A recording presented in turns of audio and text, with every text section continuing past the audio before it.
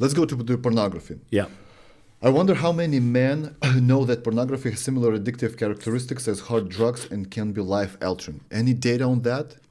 There's a ton of data. I'd refer your listeners to it's an online app called Fight the New Drug. They're on social media. There's also a website. And if you go to Fight the New Drug, they have all the stats on it.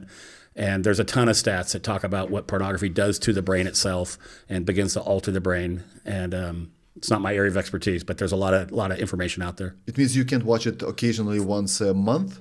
If you start watching it, you're addicted. And you're watching almost every day for a few times a day. And like any other addiction, whether it's alcohol or drugs or sex or whatever it is, it always takes a little bit more to give you the same high. That's how addiction works. You get further and further down that path. And so pornography is just like that. So watching something once a week, a certain version of pornography won't be enough at some point. And suddenly it'll be twice a week or 3 times a week. And then it'll be longer amounts of time. And as addiction continues to progress, in this case, usually that means younger sites, younger victims, and more violent. More pervert. More perverse, more violent, younger victims.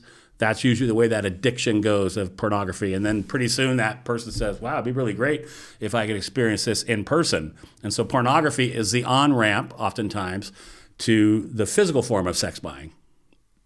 So the movie The Sound of Freedom, that was based on a story of Tim Ballard. Mm-hmm. I was watching one of his podcasts, and he was displaying this kind of a route for a child molester. And he said that first of all, you get some kind of a thought of doing this. Then you're like, no, the thought is bad. Then maybe the thought is not that bad. You think of it. Then he goes to watch some kind of videos of that. Then he's looking for some examples. Maybe this child, I could do this. And then he gets to do the action. Isn't that the same thing with pornography? At least, first, you watch regular porn, right? No violence. Then a little bit more violence. Maybe then threesome, foursome, group, something like that. Mm-hmm. Then maybe minors. And then when you can't get enough, you think of maybe I should practice this in real life. Mm-hmm. Why not? Yeah. Is that the correct route? Yeah, that's a typical route.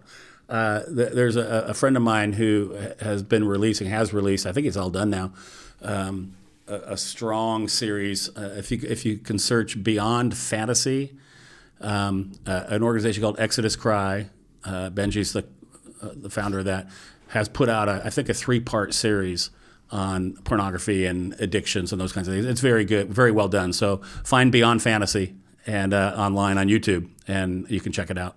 And the people that are addicted to this, they can be family members, mm-hmm. family guys, having children, having wives, having regular sex with their wives. It doesn't matter, right? Yeah, absolutely. And stats will tell us the first age of exposure, the age of first exposure, is about 8 years old here in this country. So you have 8 or 9-year-olds. Their brains aren't fully developed. They don't even know what they're looking at. And somehow, because somebody gave them a phone or whatever their access is, they're seeing pornography for the first time. And their little brain is already starting to get conditioned and rewired, and they're going down a dark path.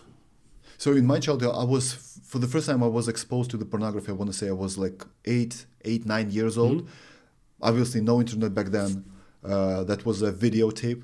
So we gathered at a friend's house. He showed his dad's videotape, right? Yeah, right. And I remember just like yesterday, that was a bit of a twisted sex, and I was like, that's not good. But I was 8 years old. Right. Yeah. So there you go. 8 years old, and you're looking at something, you're not even sure what you're looking at, and it's changing your brain chemistry. And it was not that available. So that was one videotape at this guy. So if you want to watch it, your parents should not be at home. You got to get the videotape, etc. Yeah. At this moment, just like you said, with the phone, you buy it, you can call somebody, but you can watch porn 24/7. Yeah. You can do it on your job while you work. And that's what it's like. They poured gasoline on a bonfire when the internet and the technology is to what it is now. Now everything is accessible 24/7, all versions of pornography, and it's not hard anymore to see, and you can do it in private. And so you can have, rather than, kind of being in, your friend's bedroom because that's where the VCR player is that you watch that and he kind of stole the tape. What time's my dad coming home? Like all that is gone. The magazines, the Playboy magazines used to be in a store, but they were kind of up high and there's a thing where you couldn't really see the pictures and you had to be a certain age. Gone. Now anybody at any time, 24/7. You can see those pictures right now on Instagram. You don't even have to pay for it. That's for free. Yeah. What's hard is the second chapter. So the pornography website known as Pornhub has 3.5 billion visits per month, more than Netflix, Yahoo, and Amazon. Porn is big business for sure. He points out that Pornhub rakes in money from 3 billion ad impressions a day. But what is the essence of this successful business? He states, yet there is another side of the company. Its site is infested with rape videos. It monetizes child rapes, revenge pornography, spy cam videos of women showering, racist and misogynist content, and footage of women being asphyxiated, being choked in plastic bags. Choked in plastic bags? And there's an audience for that. All those things. There's men and women. There's an increasing number of women, but again, my lane is to talk to men. There's a growing number of men that are watching all that and consuming it. You watch when someone is being choked in a plastic bag. And somehow, apparently, that is a turn on.